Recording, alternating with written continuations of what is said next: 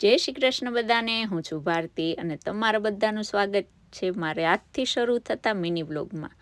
તો આજે રોજની જેમ મારી સવાર કિચનમાંથી થઈ છે, કેમ કે આજે જોબ ઉપર જવાનું છે। દોઢી થઈને મેં બ્રાઉન રાઈસ મૂક્યા। હવે બિરબલની ખીચડીની જેમ કે દિવસે મારા ભાત પાકે એની રાહ જોવાની। તો મારા રાઈસ તો પાકી ગયા છે। ચાલો ભગવાનની કૃપા અને આપણે તો અહીંયા આપણે જરાક રેડી થઈ ગયા છે। રસોડાને રજા આપી અને હું એક તો ડબ્બો મારો કોઈ દી બંધ નથી થતો, ઇન્ડિયાથી બીજો ડબ્બો લેવો પડશે। ચા પણ લઈ લીધી છે અને ચમચી પણ લઈ લીધી છે। કામ કરીએ તો ભૂખ તો લાગે ને, ન્યાય ખાવાનું, ઘરેથી ખાઈને જાઉં અને પાછી ન્યાય ખાઈશ। ચાલો રસોડાને આવજો કહી હું નીકળી ગઈ। બારે જોયું તો વેધર એવું ને એવું, મારું મોઢું જરાક બગડી ગયું, કેમ કે વેધર એવરી ડે આવું જ હોય, વરસાદ જ હોય અને આજે વરસાદ છે। આ મેઘરાજાને ખબર નહીં શું લંડનમાં મજા આવી ગઈ હતી, સતત 1 મહિનાથી વરસાદ આવે છે। તો હું ચાલો જોબ ઉપર જવા નીકળી ગઈ છું અને મને લાગશે 45 મિનિટ ડ્રાઈવ કરીને જઈશ અને હું પહોંચી ગઈ છું મારા કામેથી અંદર જઈશ ત્યારે અંજવાળું હશે, બારે નીકળી ત્યાં અંધારું થઈ ગયું। આવું છે લંડનનું વેધર। તો હવે ઘરે જવા નીકળી ગઈ છું। ઘરે પહોંચી ગઈ, મહેશ્વરભાઈ મારી રાહ જોતો હતો અને હું મારા કામે પાછી વળગી ગઈ।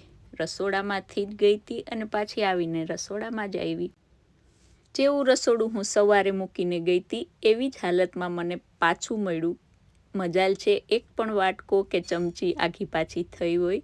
મારું સુખ દુઃખનું સાથું મારું ડિશવોશર, એને વાસણ આપી અને હું થોડી વાર બેઠી અને છોકરાઓએ વાંચ્યું ભગવદ્ ગીતા। છોકરાઓને ગુજરાતી આવડે નહીં, પણ જયદત્ત અમારો ઇંગ્લિશમાં લઈ આવ્યો છે, તો એવરીડે છોકરાઓ ભગવદ્ ગીતા વાંચે। છોકરાઓ વાંચતા હતા એટલી વારમાં મેં ડિનર તૈયાર કરી રાખ્યું અને ઓવન પણ પ્રીહીટ કરી રાખ્યું હતું, એટલે મેં ઓવનમાં વસ્તુ મૂકી અને આપણે બુંગળીવાળી ધાબળો ઓઢીને થોડીક વાર ભગવાનની સામે બેસી ગયા અને લાલજીને નાઇટ ડ્રેસ પહેરાવ્યો અને લાલજીને સૂવાનો ટાઈમ થઈ ગયો છે।